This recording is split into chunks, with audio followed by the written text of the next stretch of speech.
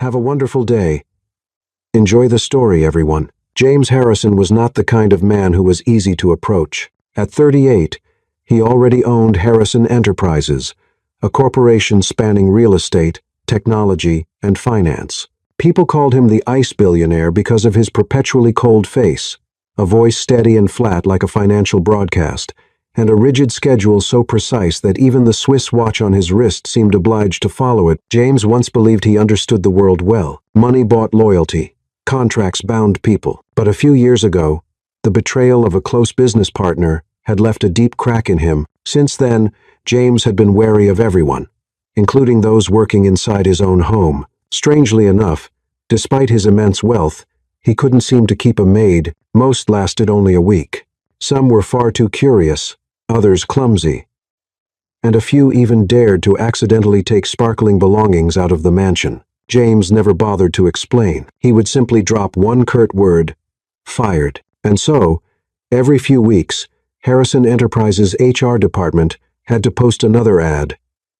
Housekeeper and personal maid for Mr. Harrison. Everyone knew this was a job high-paying but nearly impossible to survive. That morning, James sat in the grand living room, flipping quickly through the file of the latest applicant. He didn't expect much.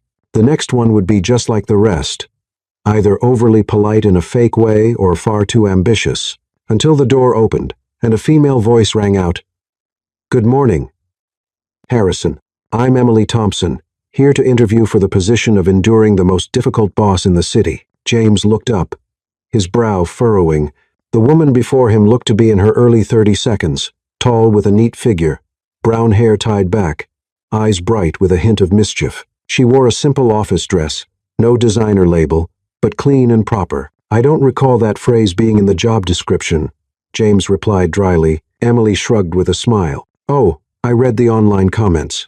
People said, Harrison House is like a ninja training camp. Anyone who survives a week there is basically a superhero. I thought I'd try my luck." James paused slightly. It was rare for anyone to dare speak to him that way, especially at a first meeting. He folded the file shut and asked bluntly, "Work experience? I used to work at a hotel cleaning and providing room service, then moved on to childcare. Oh, and I also acted as a mediator for couples who argued frequently. Basically, I know how to clean, cook, and make people less grumpy." James shot her a sharp, icy glance. "I don't need a comedian. Too bad, because joking is my instinct. But don't worry, I can still make the floor shine." He inhaled shortly, suppressing irritation. But deep down, the corner of his lips almost wanted to lift. Strange. "Anything else I should know?" Emily hesitated slightly before answering. "I'm a single mother. My daughter is 6. Sometimes I may have to bring her along if I don't have anyone to watch her. If that's not acceptable, I understand." James locked his gaze on hers. Usually, the mention of a child was enough for him to cross out a candidate immediately. His mansion was no place for kids running around, but somehow, the honesty in her eyes made him not want to say no. "I'll give you a 1-week trial," he said at last. "But don't get your hopes up. Most don't last until the 7th day." Emily laughed as if he had just told a joke. "Then I have a chance to set a record. I've always liked challenges." She extended her hand for a shake. James froze for a moment, then reluctantly touched it. Her palm was warm, soft, yet firm, completely at odds with the frost inside him.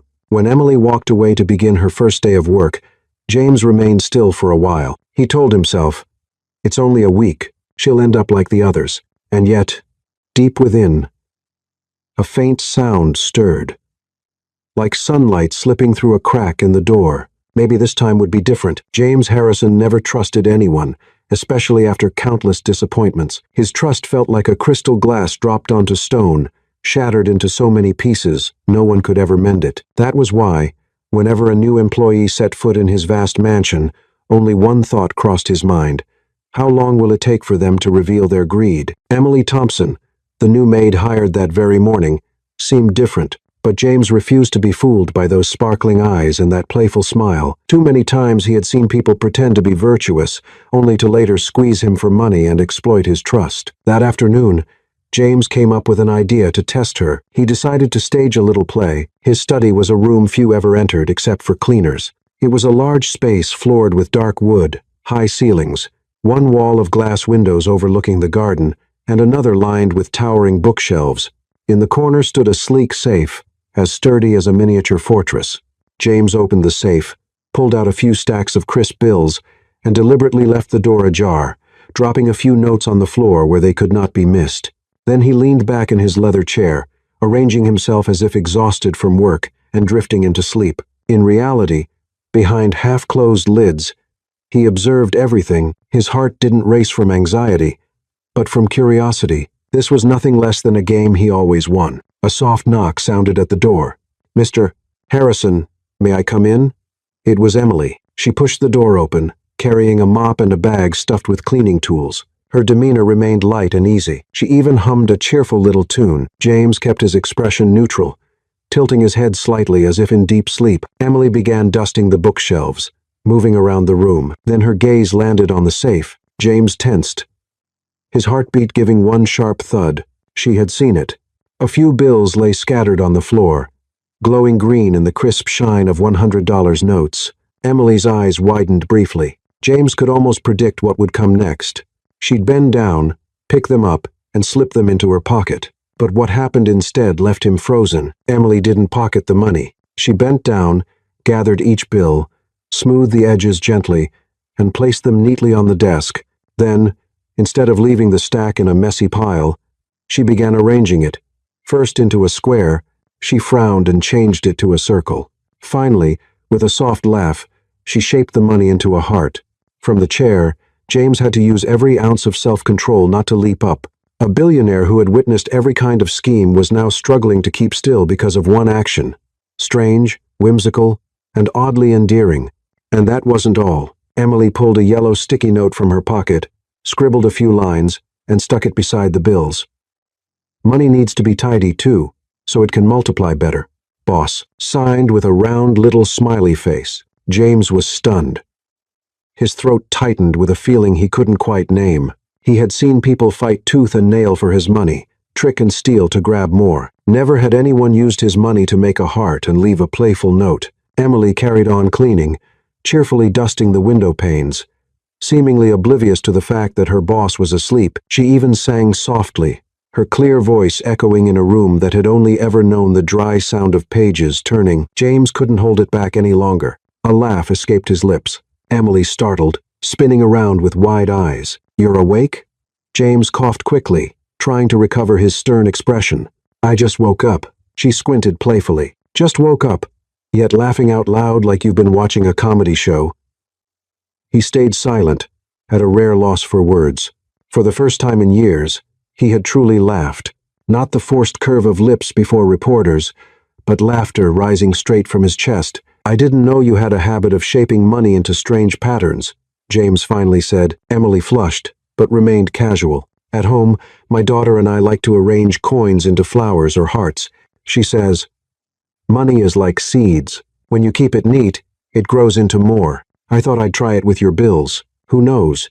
Maybe the Harrison Enterprises will earn a few more billions." The remark was so naive yet so charming that James had to inhale deeply just to stop himself from laughing again. After Emily left, James stared at the heart-shaped stack of bills and the small sticky note. A foreign feeling spread through his chest, a strange lightness, as if the dark clouds long hovering overhead had parted briefly to let a sliver of sunlight in. He muttered to himself, "A maid shaped my money into a heart. What does she think I'll do with that childish nonsense?"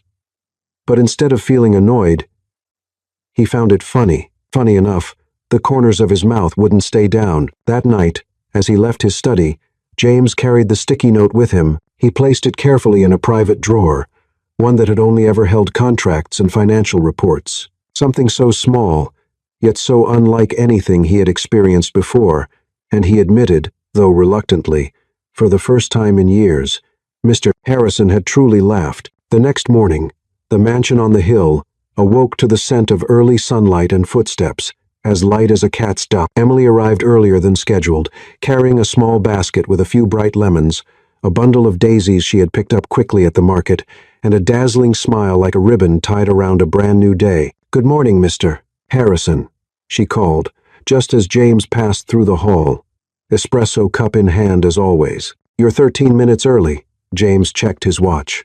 "I don't encourage working overtime." "I'm not working overtime. I'm warming up the house before hours, Emily winked, raising the bouquet. This place is a little short on human vitamins. James didn't reply. He was busy ticking off the bullet points in his planner as usual, but even after stepping into the elevator, he could still hear her christening the new day for the house. Come on, grandfather clock. Let's sweep away some sleepiness. And you, Persian rug, try not to shed too much today. The elevator doors slid shut. Somehow, the corner of James's lips twitched. He reminded himself, "Don't get soft." All morning, Emily moved through the house like a breeze that laughed. She stuck a note on the fridge. The kitchen's cute rulebook. 1. Wash hands. R. Smile once. San. Don't let pots sulk. She pushed open the kitchen windows so sunlight could pour in, placing a bowl of lemons in the middle of the table like a tiny sun. Why lemons? James asked casually as he passed by, his tone still even. Because when you see yellow, your brain believes life isn't so bad. Plus, lemons absorb odors and stress. That's my science, Emily answered matter-of-factly. Your science seems mostly based on feelings. Feelings are a science too. It's just one that doesn't get much funding from the rich, she grinned. James almost countered, but before he could, he heard music. Not the refined concertos he usually played while working, but a light, upbeat tune that made his hand want to tap along. Emily had it playing softly from her phone, volume low enough for herself alone. She wore an apron, whisking pancake batter, humming. At the chorus, she spun once, apron puffing like a dancing skirt, flipping the spatula as if it were a guitar. James stood at the kitchen doorway, neither stepping in nor walking away. There was a strange pull. Music, sunlight, the smell of butter, and the image of a woman cooking while laughing. For the first time in a long while, his kitchen felt like a kitchen. Oh, Emily turned and caught him. Sorry, I forgot to turn off the music. I'll leave it. James interrupted faster than he intended. You're making pancakes. The less sugar, more hope version, she said, flipping one with a perfect plop. Want to try flipping one yourself? I don't. You manage an entire corporation? I believe you can manage a spatula. Emily pressed it into his hand, stepping back, eyes bright. As serious as a judge, James eyed the round pancake waiting in the pan. He had never flipped a pancake in his life. There were countless areas in which he excelled: mergers, capital allocation, and risk management. But this buttery circle suddenly felt like a high-risk venture. He swallowed, counted beats, and flicked his wrist. The pancake flew, spun halfway. Then thud landed on the pan's rim, half on the floor. Emily's lips pinched into a smile. Brilliant.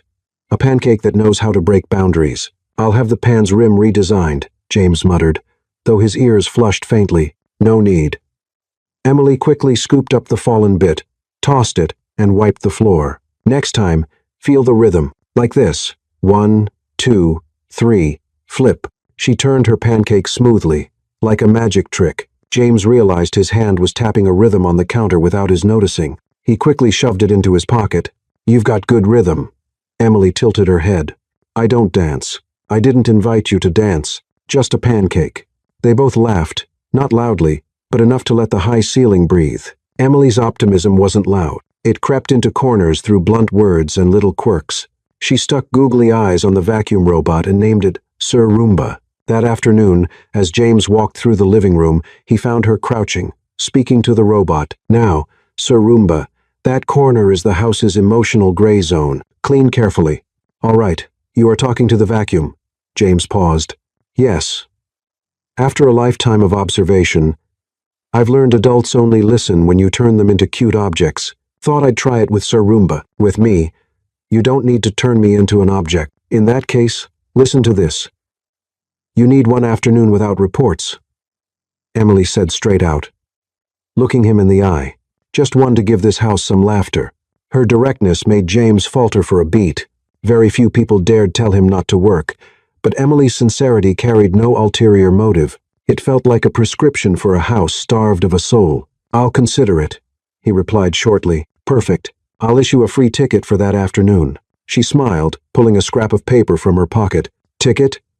1 laugh, plus 1 glass of lemonade. He placed it on his desk like a special signature. By noon, when James left his study, he heard singing again from the kitchen. This time, it was a classical piece, turned pop, soft as butter. He slowed by the doorway, his shoes tapping unconsciously on the marble. Emily was peeling fruit at the song's peak. She couldn't resist spinning once, apron flaring, strands of hair escaping her bun. Again, James leaned against the frame, voice low. "Are you planning to open a dance studio in my kitchen?" "I'm running an anti-boredom class. Mandatory students. Everything in the house," she replied lightly, still slicing apples. "Want to join?" "I told you I don't dance." "Then whistle." She tilted her chin, lips curving. "I heard you earlier." James blinked. Had he really whistled? He didn't remember. Only the tapping in his chest, and then, somehow, sound had slipped out. An instinctive release, like water finding a path. "I didn't." He almost denied it. But her mischievous eyes stopped him. He changed course. "Fine. One note." He whistled a short phrase. Clean and precise. Like a comma, Emily clapped dramatically, as if she'd witnessed a world-class performance. "Bravo. A huge improvement over this morning's pancake. Do you grade everything?" "Yes. But I only hand out certificates when someone chooses to smile." She softened, eyes warm. "Thank you for smiling in your kitchen." James turned to leave, but stopped. He glanced around. Sunlight sketched bright strokes on the walls. The bowl of lemons glowed like an exclamation point. The cute rulebook clung cheerfully to the fridge, and from the living room, Sir Roomba buzzed by, its googly eyes wobbling in agreement. His house, once cold as an executive office, now bore fingerprints of life. That afternoon, Emily moved on to the library. She didn't rearrange the books she knew. James hated that, but dusted their spines, murmuring a few titles as if greeting old friends. At the neglected piano, she lifted the lid and tried a chord. The sound rang out awkward, like a guest who had forgotten its manners. "You play?" James appeared at the doorway, his shadow stretching across the rug. "I press keys." "Playing is still under negotiation," Emily joked, tapping a few notes into a bright, water-drop phrase. "This piano is sad. Do you know why? Because no one plays it. Because no one was happy when they did." She closed the lid and turned to him. "May I open the library windows every morning? Let the light in. Books need sun, too." James studied her longer than usual. His gaze was no longer simply assessing, it was measuring something else. The temperature of the house and of himself. "All right, but avoid direct sunlight on the rare manuscripts," he said quietly, almost a whisper. "I'll give them sun hats," Emily teased. "Don't." He stopped, then unexpectedly smiled. "Just use the curtains." She laughed, and the sound spread, climbing the shelves, curling under the rug, softening the gray abstract painting on the wall, even though no one had touched it. Later, as James prepared to leave for an evening board meeting, he fumbled for a second with his tie. Usually, he tied it as fast as signing his name, but today, his fingers slipped, leaving it slightly crooked. Emily passed by and paused. "May I?" she asked. When he nodded, she stepped close, her hands light but firm. "I learned to tie ties because I used to help my father before his night shifts." At that closeness, James caught the faint scent of soap on her hands and a cool fragrance like fresh leaves. She leaned in, tied it neatly, straightened it, then stepped back. Her smile was neither triumphant nor submissive. It was simple, like saying, "Thank you," James murmured, his voice lower than usual. "You're welcome." Emily blinked. "Tomorrow, I'll teach you a Windsor knot. It looks softly powerful."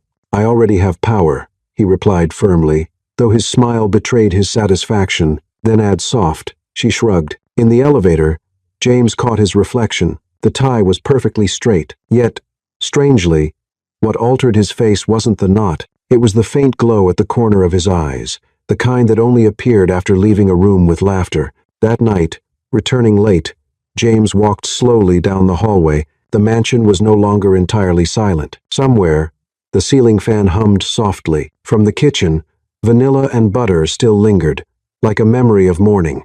On the shoe cabinet sat the bowl of lemons, serene as ever, and on the fridge, the paper ticket "One laugh" plus one glass of lemonade had been stuck back, now with a pencil note, "Redeemed half today." James stopped at the library door. He opened his desk drawer and pulled out yesterday's heart-shaped sticky note. "Money needs to be tidy too, so it can multiply better, boss." He placed it beside the new laugh ticket, two tiny scraps of paper, two small jokes, yet they became tiny milestones on the emotional map of a house once frozen over. He leaned back in his chair, exhaling deeply. In his mind, the equation was as simple as arithmetic. Daisies plus lemons plus a song plus half a fallen pancake equals laughter. Childish.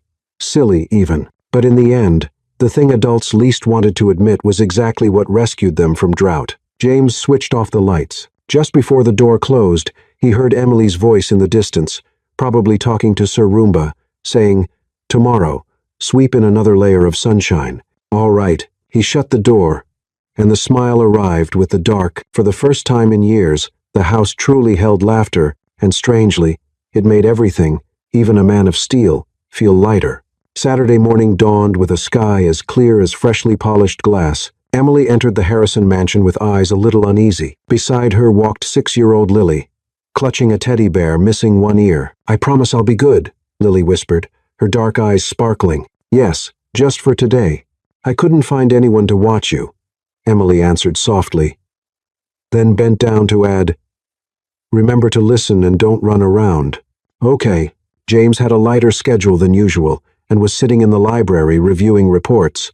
The sound of a child's voice drifted in, strange, almost foreign, like something from another world.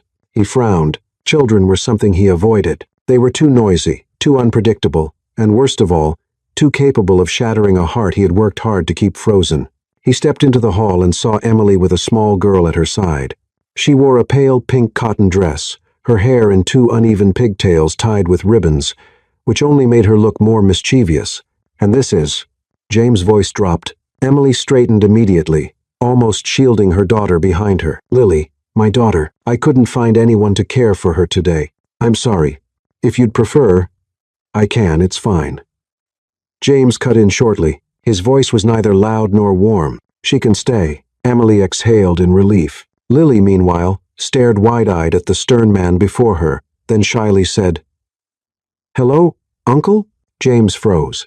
It had been years since he had heard anyone call him something so innocent. To everyone else, he was Mr. Harrison, sir, or worse, the billionaire Harrison. That single small word, uncle, threw him off balance for a moment. Emily busied herself in the living room while Lily sat obediently on the sofa, hugging her bear. But children never sit still for long. Within minutes, she was up, wandering curiously. Her round eyes scanned the abstract paintings, the towering bookshelves, until they landed on the crystal vase in the center of the room, tall, filled with white lilies. She tilted her head and whispered to her bear, "So pretty, but kind of sad." She rose on tiptoe to touch a petal. At that instant, a sharp clink rang out.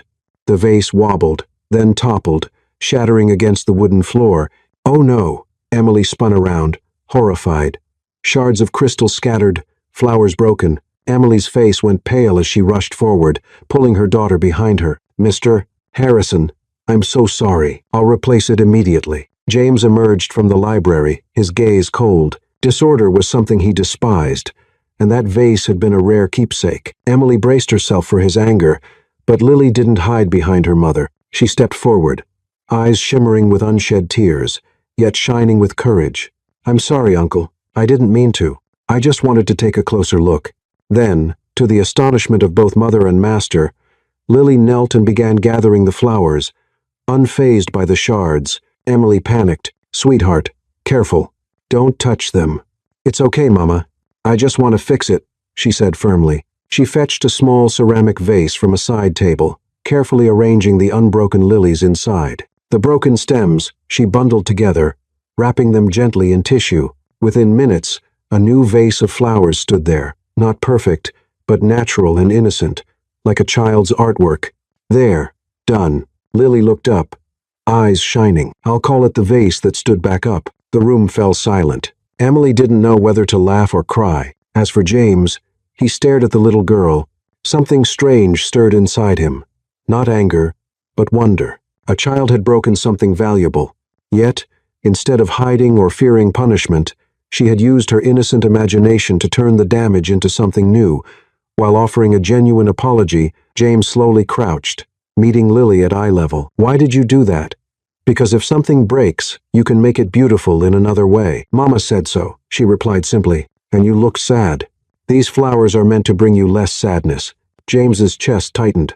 He couldn't remember the last time anyone cared about how he felt. Emily watched nervously, waiting for his verdict, but James simply stood, then said to the little girl, the vase that stood back up, not bad. Lily's eyes lit up. She tugged her mother's hand. See, Mama, I told you he's not scary at all. Emily flushed. Lily. And for the first time in years, James chuckled softly, brief, but real. That afternoon, back in the library, James found himself dwelling on an unfamiliar thought. This house had held only silence and flawless objects for years, but it was a broken vase, gathered and reimagined by a child, that finally gave the place a soul. He realized the greatest lessons didn't always come from conferences or boardrooms, but from a 6-year-old girl with bright eyes and small hands. The vase that stood back up, he murmured, lips curving slightly. And to his surprise, he felt as if his own heart had stood back up a little after so many heavy years. The Harrison mansion had been designed for lavish parties.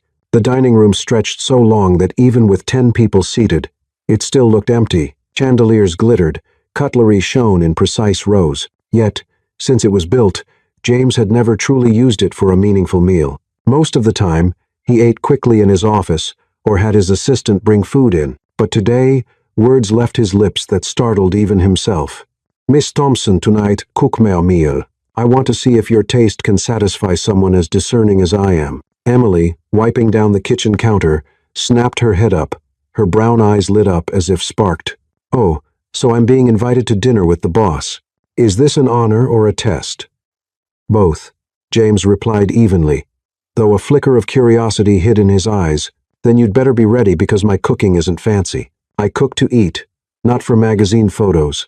James raised a brow. It had been a long time since anyone spoke to him so casually, like he was just a man, not a powerful billionaire. Emily chose simple dishes: creamy pumpkin soup, green salad, and roasted chicken with honey glaze. The aroma spread quickly through the vast kitchen, chasing away its usual chill. James entered, his jacket off, wearing only a white shirt. He rarely set foot in the kitchen, yet now he stood watching her closely. Why, honey? He asked. Because it's both sweet and warm, Emily said, eyes on the tray of chicken. Difficult people often need a little sweetness to soften their hearts. James cleared his throat, masking how directly her words had struck him. You think I need softening?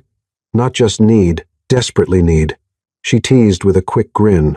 Mr. Harrison, you frown too much. Soon you'll have 3 extra wrinkles. He stiffened slightly. From anyone else, that would have cost them their job.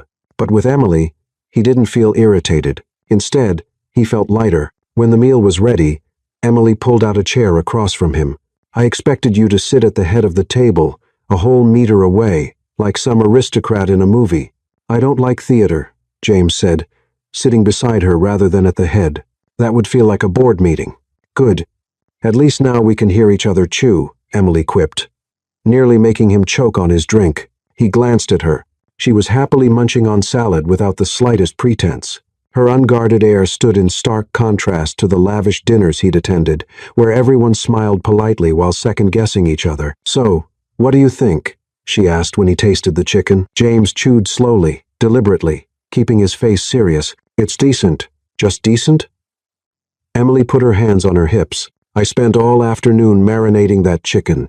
If you're grating like that, I'll just make instant noodles tomorrow. He broke into laughter, real, unrestrained laughter. The sound filled the wide dining room, surprising even him. All right, delicious. Truly delicious. I rarely compliment anyone's cooking. Then I'll take it. Emily shrugged.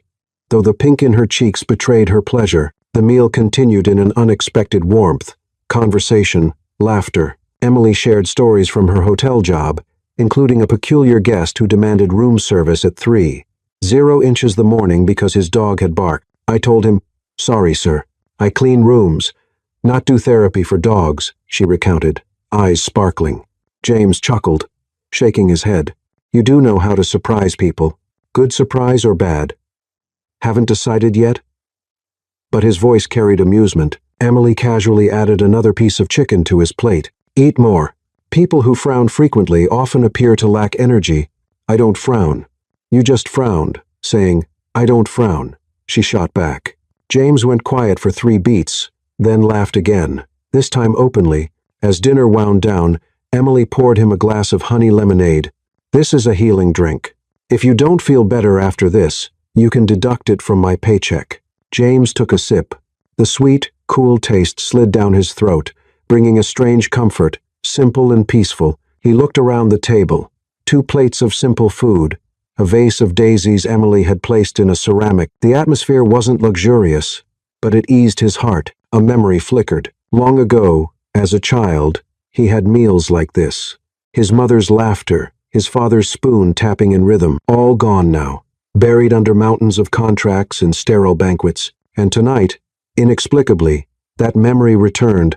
He turned to Emily. She was finishing a piece of bread, eyes bright and carefree. For the first time in years, James realized he didn't feel alone in his own home. The dinner ended with more laughter than he'd had in 5 years combined. As Emily cleared the table, he found himself saying, "Tomorrow night, if you're free, maybe we can try another dish." Emily looked up, narrowing her eyes playfully. "Planning to turn me into your private chef?" "No," James answered slowly. "I just want to have dinner with a friend." Emily froze for a moment, eyes flickering with surprise. Then she smiled, a soft, warm smile. "Then it's a date, friend." James left the dining room with an unfamiliar feeling. Friend, a word long absent from his life of power and isolation, had returned. Clear and warm, thanks to an optimistic woman who dared spar with him through witty lines. Walking the empty hall, he thought, maybe this house has finally found its laughter, and maybe so has my heart. That afternoon, the Harrison Mansion's grand living room was bathed in pale golden sunlight. James rarely left his desk to sit there. But one object had pulled him away from his reports. The antique pendulum clock. The only keepsake left from his father. It had stopped ticking long ago. James had hired more than a few specialists to repair it, but each one had shaken their head. Mechanism too old, missing parts. And so, the clock remained still, a cold monument to time frozen. James touched the wooden frame, exhaling softly. He didn't know why today, of all days. The silence felt so empty. Just then, Emily entered with a cloth over her shoulder. "Mr. Harrison, may I dust this clock?" "Careful." "It's fragile," he said, eyes fixed on the motionless hands. "If it's already broken, there's nothing to lose," she replied lightly, tilting her head. "Mind if I try something?" James frowned slightly. If seasoned experts couldn't fix it, how could a maid? Yet, when he met Emily's bright, confident gaze, he found himself nodding. She slipped off her rubber gloves and turned the back panel with just a few simple motions. Click. "Aha, the spring is stuck." "You know antique clocks?" James asked, surprised. "Not really. I just have a knack for tinkering," Emily said, pulling a small hairpin from her pocket and nudging delicately. She leaned close, listening intently, so focused that James caught himself holding his breath. A moment later, tick-tock, at first hesitant, then steady, rhythmic. The second hand began to creep forward. James's eyes widened. "Impossible." "See?" Emily grinned in triumph. "I may not be rich in money, but I'm rich in tricks." He laughed aloud. The sound echoed in a room used to nothing but drafts. Strange how, with a hairpin and a bit of daring, Emily had awakened a sound he thought was lost forever. James stood gazing at the clock, then spoke slowly, as though drifting back in time. "My father loved it. He bought it when I was 8 years old. Every night he'd wind it up, reminding me the clock must run, just as life must go on." He posed, his eyes dimming. "The last time I heard its tick was the night he died. After that, it stopped completely." Emily stayed silent, resting her hand gently on the wooden case, listening. She didn't prod or question. That quiet understanding prompted James to continue, something he rarely did outside of business. "I tried to repair it many times, but it stayed silent, as if to say that the happy time had ended." He gave a faint, bitter smile. "Until today, the steady tick-tock filled the room, seeping into its corners." James's throat tightened. He turned away, not wanting Emily to catch this rare softness on his face. Yet, when he glanced back, she only offered a small smile, her eyes full of understanding. "Maybe the clock was never broken," she said gently. "It was just waiting for the right person to wake it up." James stared at her. No one had ever said anything like that to him before. Silence lingered, until Emily broke it with a laugh. "Well, see, my little tricks came in handy. I should add antique clock specialist to my resume. Planning to compete with professional repairmen? James asked, the corner of his mouth lifting. Why not? I just beat them at their own game. They both laughed. Their voices mingled with the tick-tock, brightening the once gloomy room. That evening, after Emily had gone home with her daughter, James remained in the living room, eyes on the clock's moving hands. In his mind echoed her voice. I may not be rich in money, but I'm rich in tricks. For the first time in years, James felt the urge to share his story with someone, and strangely, that someone wasn't a partner nor a therapist. But the maid who argued, laughed, and had just restarted his father's clock. He brushed his fingers against the glass, whispering as if to his father, I'm still moving forward, Father. And maybe this time I won't be going alone. For 10 years at the helm of Harrison Enterprises, James Harrison had built the image of a man of steel, a face of stone, strides decisive, words clipped like bullet points. He was so notorious that the media passed around a running joke. If anyone ever makes James laugh, they deserve a place in financial history. But lately, employees began to suspect that the joke had expired. During meetings, James sometimes smiled, not the stiff, polite smile of business courtesy, but a real one, however fleeting. Once, an assistant even swore they heard him chuckle quietly while checking his phone, something unheard of. Then the news spread quickly. Harrison had eaten cake in his office, a slice of warm apple pie, fragrant and homemade, not from a five-star restaurant, but from the mansion's kitchen, and people whispered that the new maid, Emily, was the baker. The boss ate cake made by the maid. Someone whispered in the break room, he's only ever eaten food prepared by private chefs. I also heard he said it was good. Another chimed in, eyes wide, as if witnessing a phenomenon. In just a few days, the gossip had spun itself into a whirlwind across Harrison Enterprises' top floor. Among the whispers, more than a few assistants felt it was unfair. They had spent years studying, climbing ladders, fighting for a chance to stand near the boss. And yet, a maid, employed only for a few weeks, had somehow changed him in a way they never could. She must have an agenda. One assistant muttered to a colleague in the copy room, Mr.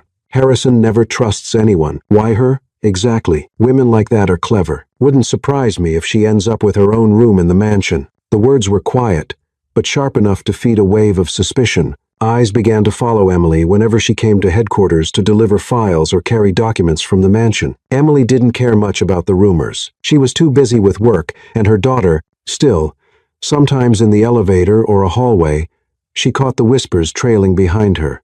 One afternoon, delivering reports from the mansion, she passed by a meeting room. The door hadn't closed all the way, and voices inside carried clearly. Sir, a male assistant spoke. I believe the boss being overly friendly with a maid is inappropriate. It could damage your leadership image. That's right. Another voice joined in, with all due respect. But she's not of the same class, Mr. Harrison. Kindness can easily be exploited. Emily froze, her heart pounding. She hadn't meant to eavesdrop, but her feet rooted to the floor, silence inside. Then James's voice rang out, low and firm. Enough. No one dared breathe. You say not the same class. He pressed each word sharply. Let me tell you this. She is more honest and more capable than many who call themselves experts. The air turned heavy. One assistant tried to protest, but James continued. I would rather put my trust in someone who knows how to laugh honestly and live genuinely than in people who wear masks all day and talk about class. If anyone brings Emily into gossip again, prepare your resignation letter. Outside the door, Emily stood frozen. She had never imagined that cold, distant man would defend her so fiercely. She hurried away before anyone could open the door, her steps shaky, caught between embarrassment and a strange warmth. In her life, few had ever stood up for her. Certainly not so openly in front of senior staff. She whispered to herself, I'm just a maid. Why would he? That evening, back at the mansion, she was still unsettled.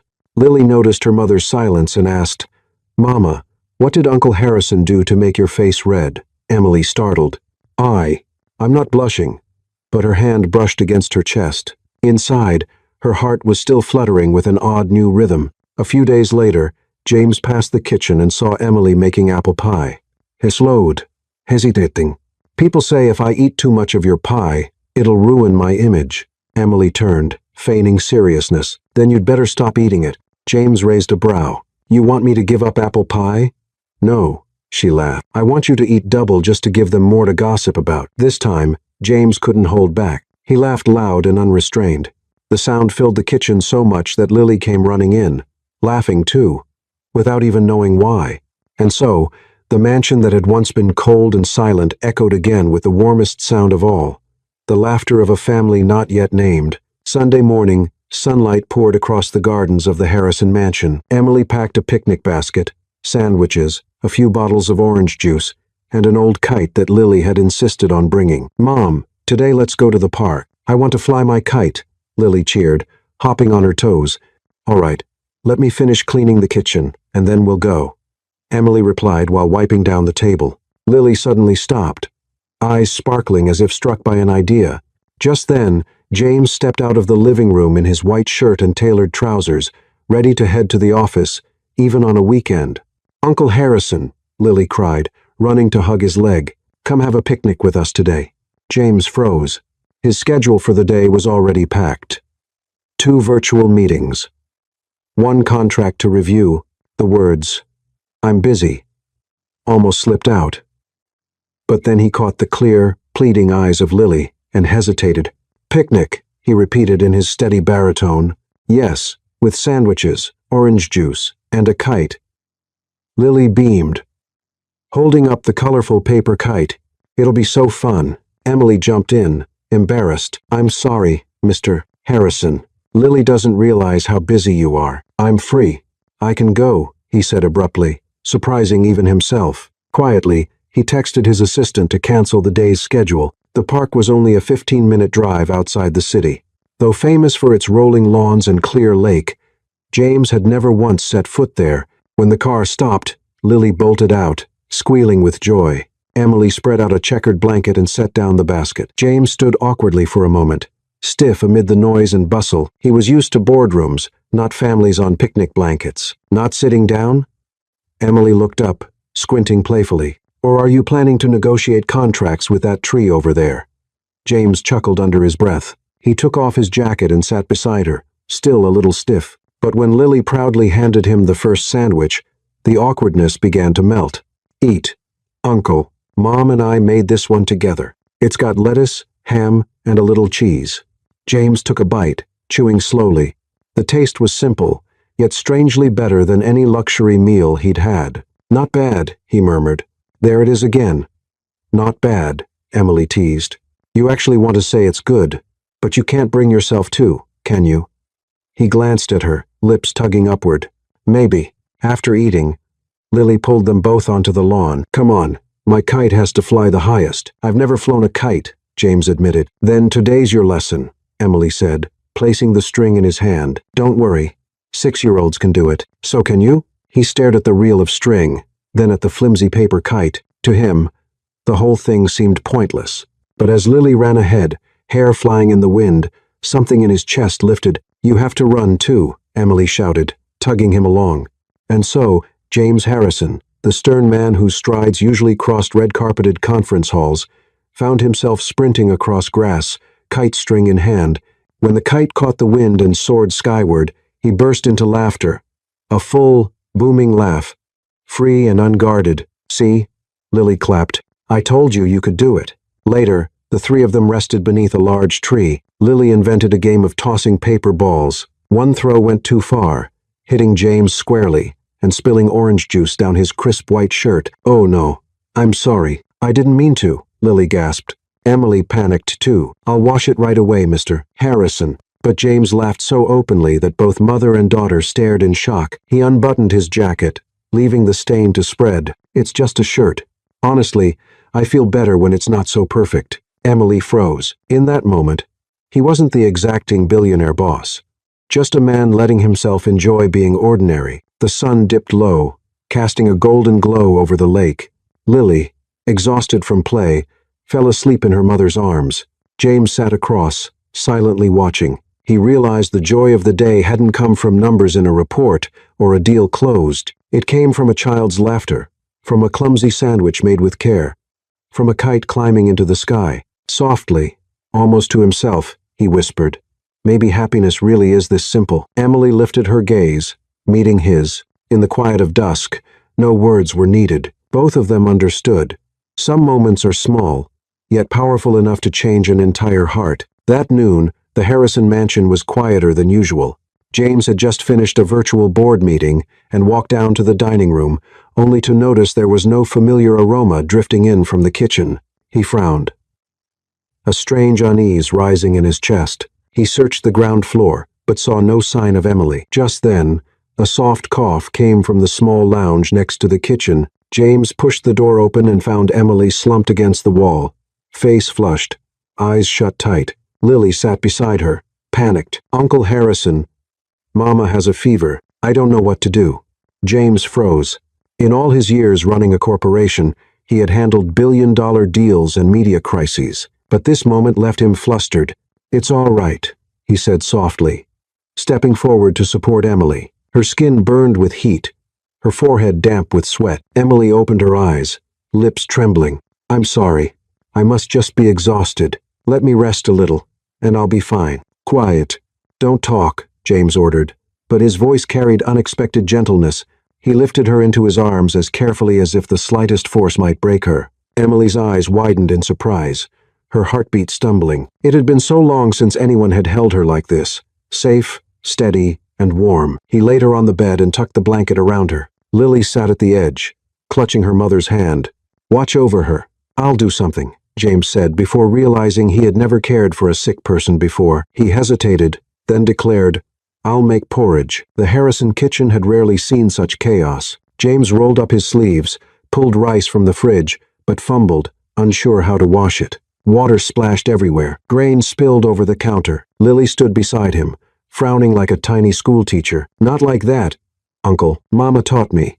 Wash the rice twice, then add water to cover and turn on the stove." James listened seriously, following step by step. When it came time to add minced meat and ginger, he clumsily shook in too much salt. Lily yelped, "Uncle, that's way too salty. Mama won't eat it." James scratched his head, grimacing. "I'm only good at signing contracts, not signing off on seasoning." They stared at each other, then burst out laughing.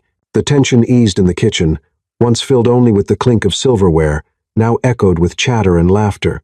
At last, the porridge was done. It was thin, ginger-heavy, but at least edible. James carried a bowl upstairs. Sitting beside the bed, he patiently blew on each spoonful to cool it before feeding it to Emily.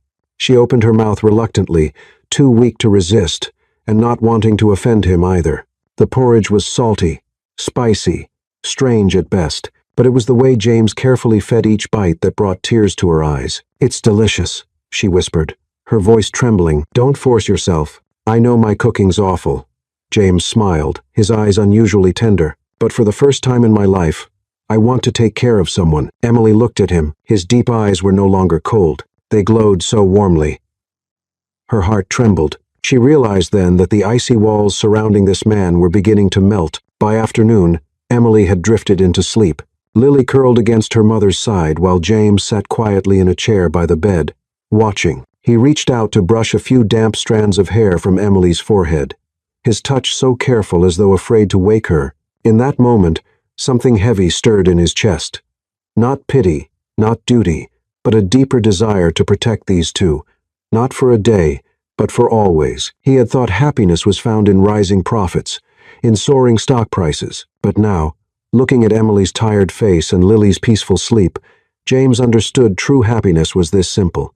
Having someone to care for, and someone who made his heart want to stay. He sighed softly, then smiled. "Maybe I've found the family I've always been missing." That evening, when Emily woke, she saw she was still carefully covered with a blanket. On the bedside table sat a fresh bowl of porridge, steaming, this time seasoned just right. James was slumped by the window, head resting back, dozing. She gazed at the once cold, distant man, and her chest filled with something indescribable. Perhaps, she thought, the moment he carried her to bed, gentle as if she were a treasure, was the true turning point. Her hand brushed the warm bowl. She whispered softly, "Thank you, sir." "No, thank you, James." In the dim light, James's eyes flickered open. He had heard every word, and he knew from this moment on, nothing would ever be the same. On a Monday morning, James walked into the Harrison Corporation office as usual, But the moment his secretary handed him that day's financial newspaper, he froze.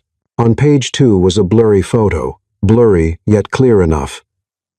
Him sitting on the grass holding a kite beside a woman and a little girl laughing brightly. The bold headline screamed, "Cold Billionaire Harrison, unexpectedly seen with a mysterious little family." James frowned, his icy expression immediately snapping back in place. Indeed, on that picnic day, he hadn't noticed anyone taking pictures, but the media never missed a chance to embellish a story. That afternoon, during a video call with his relatives, he heard the sharp scolding tone. "James, what on earth are you doing? The board and the press are all speculating. A housemaid? Do you realize if this spreads, it will be seen as a stain on our name?" Another relative chimed in. "Don't let personal feelings get in the way. The press exaggerates everything. You are a Harrison. The family's reputation cannot be shaken by some nameless woman." James fell silent. Since childhood, he had been used to harshness, used to the heavy shadow of the family and the corporation. But this time, inside him arose another voice, stronger than all the familiar pressure. He remembered that picnic, Lily's laughter, Emily's radiant eyes as she watched her daughter running across the grass, and even himself. He had smiled a real smile, not a polite one, not to prove anything. How long had it been since he last felt like a normal human being? Slowly, he spoke into the screen. "There are things that can't be measured by reputation or shares. You can think I'm weak, but I will not lose the most precious thing I've just found again." The other end went silent. No one dared to say another word. Meanwhile, at the mansion, Emily was scrubbing and tidying up, her mind in a state of chaos. She had heard the news. Pictures of James at the picnic with her and Lily had spread across forums. People were buzzing, some jealous, others mocking. Even a maid can climb up to a billionaire. Emily bit her lip hard. She knew exactly who she was. A single mother with nothing but her own laboring hands. Would James really have the courage to stand by her when the whole world was watching him under a microscope? When James walked into the house, she hesitated, then said timidly, "Mr. Harrison, if this causes trouble for you, I'll resign. I don't want to be a burden." James froze, his gaze sharp for a split second, then softening. He stepped closer, his voice steady and firm. "Emily, never think of yourself as a burden. If anyone should leave, it's the gossip, not you." She looked up, her eyes brimming with tears. Yet the fear still lingered. "But he cut her off. "You're the one who brings laughter into this house. And Lily, she's the light I've never had in my life." At that very moment, Lily came running in from the yard, hugging James's leg tightly. "Uncle James, I just told my friends at school that you ate Mommy's cake." Both adults froze. Emily flushed red while James chuckled, ruffling the little girl's hair. "And what did your friends say?" "They said that means Uncle James likes Mommy," Lily answered innocently, her eyes sparkling. "And I think so too. When you look at Mommy, your eyes shine." Emily turned away, heart pounding wildly. James looked at the child, then at Emily, his voice deep yet warm. "Lily, you're smarter than most adults." In that moment, Emily could no longer deny it. What Lily had blurted out so naturally was the very truth she had tried to hide. Her heart had already stirred, and the man before her, even standing in the middle of a storm of public scrutiny, remained unwavering like a wall against the wind. As night fell, Emily sat by the window, her heart still tangled in fear and hope. But this time, when she heard James's footsteps approach, she didn't retreat. Standing behind her, James said softly, "I don't know how hard the future will be, but one thing is certain. I won't let anyone separate me from you and Lily." Emily clenched her hands tightly, tears streaming down her cheeks. "In the dark," she whispered, "I believe you." It wasn't just a promise of trust. It was also an acceptance of the feelings that had been quietly growing, breaking through every barrier. That afternoon, Emily received an unexpected invitation from James. He appeared in the kitchen, where she was busy with a batch of pastries, his expression serious yet slightly awkward. "Emily, tonight I have a party. Would you come with me?" She jerked her head up so quickly that the spoon in her hand nearly slipped. "Me? Mr. Harrison? I'm just the help. How could I possibly?" James cleared his throat, avoiding her gaze as though even he wasn't used to asking anyone this sort of thing. "Not as the help. I want you by my side." The words froze Emily in place. Heat rushed to her cheeks, but in the end, She gave a small nod. When she stepped into the Grand Hotel ballroom that evening, Emily felt as if she'd wandered into another world. Crystal chandeliers glittered overhead, gowns shimmered like liquid silk, and golden light danced on the surface of wine glasses. She wore a simple dress James had arranged for her hair neatly pinned up, no heavy makeup, only the shy curve of her smile. For a moment, eyes lingered on her. Whispers trailed through the crowd. Who is she? She's not the type of woman James usually brings. She looks so genuine. Emily's confidence faltered. But then a guest accidentally dropped a silk scarf. Without hesitation, Emily bent to pick it up, adding with a sheepish grin, "Good thing it wasn't a glass of wine, or I'd be on my hands and knees scrubbing the floor." Laughter rippled through the crowd. Her honesty and quick wit melted the stiff, formal air. An older chairwoman leaned over to James and whispered, "This young woman is truly delightful." James glanced at Emily, a strange warmth rising in his chest. In a world full of pretense and competition, she was like a small flame, radiating warmth without ever trying. Throughout the evening, Emily unknowingly spread smiles everywhere she went. She helped a flustered waiter balance a heavy tray, guided an elderly guest who'd lost his way in the hall, and chatted with people as if kindness was second nature. From across the room, James watched quietly. Something inside him cracked open. For so long, his life had been only about power, reputation, and cold negotiations. But Emily, so innocent, so genuine, had breathed life into the entire room, and he realized he no longer wanted a world that didn't include her. When the party ended and the guests began to leave, James quietly led Emily to the hotel garden, where strings of fairy lights glowed along the path.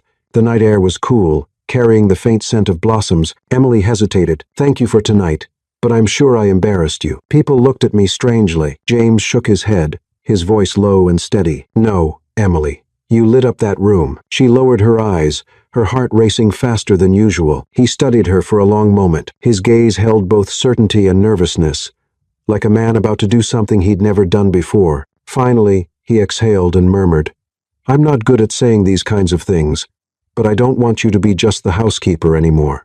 I want a lifetime." Emily froze, certain she'd misheard. "You? What did you say?" James frowned, awkward as a schoolboy. "I mean, I want you and Lily to be part of my life. Not for a few days. Not just a fleeting emotion. Forever." Silence settled around them. Emily's hand flew to her mouth, her eyes shimmering. She had never imagined that this cold, powerful man could speak such clumsy yet heartfelt words. She laughed softly through her tears. "Mr. Harrison, I don't even know how to respond. I never thought I deserved." He stepped closer, took her hand, his voice rough with emotion. "Don't call me Mr. Harrison anymore. I'm just James. And I don't need anyone else but you." Emily's body stilled. In that moment, every fear and insecurity seemed to dissolve. All she could hear was the thudding of her heart and the steady warmth of his hand around hers. Suddenly, Lily popped her head out from the banquet hall doorway and shouted innocently, "I knew it. Uncle James likes Mommy." Both adults burst into laughter, the tension melting away.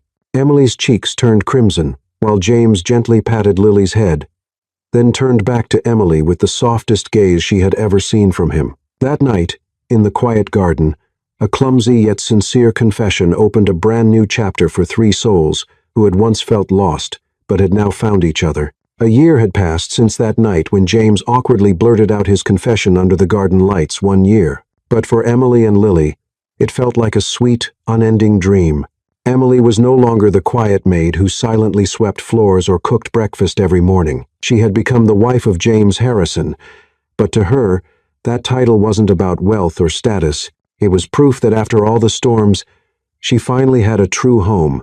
The once grand but empty mansion was now alive, like a real nest of warmth. Its long hallways no longer echoed with James's solitary footsteps, but with Lily's giggles, the sound of piano keys as Emily practiced with her daughter, and the smell of freshly baked pastries wafting through the air each afternoon.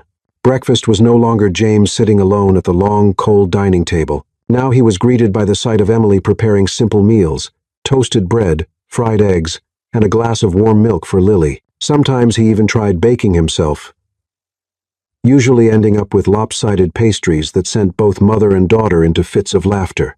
"Daddy, is this bread or a brick?" Lily teased, hands on her hips.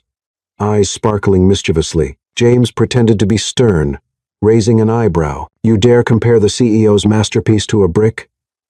Emily, pouring milk, shook her head with a laugh. If he ever opened a bakery, he'd be bankrupt in a day. Their laughter filled the kitchen, breathing life into a mansion that had once been silent and cold. One evening, after a warm family dinner, James received an important call. He had been awarded the title Humanitarian Entrepreneur of the Year for his contributions to the community, particularly through the scholarship fund and children's charity projects he had launched alongside Emily. On the night of the ceremony, under dazzling lights, James stepped onto the stage to accept his award. The audience expected a powerful speech about business strategy and the vision of a formidable CEO, but James simply smiled, took the microphone, and said, I used to believe my greatest achievement was building a strong empire, but now I know the greatest reward of my life is my family. He paused, glancing at the front row where Emily and Lily were seated. Emily's radiant smile glowed back at him while Lily waved her little hand high, calling out loudly, Daddy, I'm right here. The hall erupted with laughter and applause. In that moment, James was no longer the cold billionaire the world saw. He was simply a husband and a father, happy, whole. That same night, back home, Lily sat quietly with her crayons, drawing with intense focus. When she was finished, she ran over, her eyes bright with excitement. Mom, Dad, look. James and Emily bent down to take a look. The picture showed the three of them, but there was also a tiny baby, its hand held tightly by Lily. Emily froze in surprise. Lily, who's this, you added? The little girl grinned, pointing at the baby. My sibling, of course. I want a brother or sister to play with. Don't you agree? James burst out laughing, while Emily's cheeks flushed pink, but her eyes shimmered with unspoken joy. James gently stroked his daughter's hair, replying tenderly, If that's what you wish, then your mother and I will do our best to make it come true. Emily leaned shyly against her husband's shoulder, while Lily giggled happily, holding up her happy family drawing with 4 people. James took the picture, staring at it as if it were more precious than any $1,000,000 painting he had ever seen. He pulled them both into his arms, his voice warm. Thank you, Lily. And thank you, Emily. You've given me a home, Emily whispered softly, her voice trembling with emotion. And thank you for giving me and my daughter a real family. The evening sunlight streamed through the wide glass windows, bathing them in a golden glow. Children's laughter echoed, the scent of pastries lingered in the air, and love filled their hearts. The once cold mansion had become a house overflowing with warmth and joy, a place where a man who had lived alone finally found the missing piece of his life. And in Lily's little drawing, that story would be preserved forever, of a happy family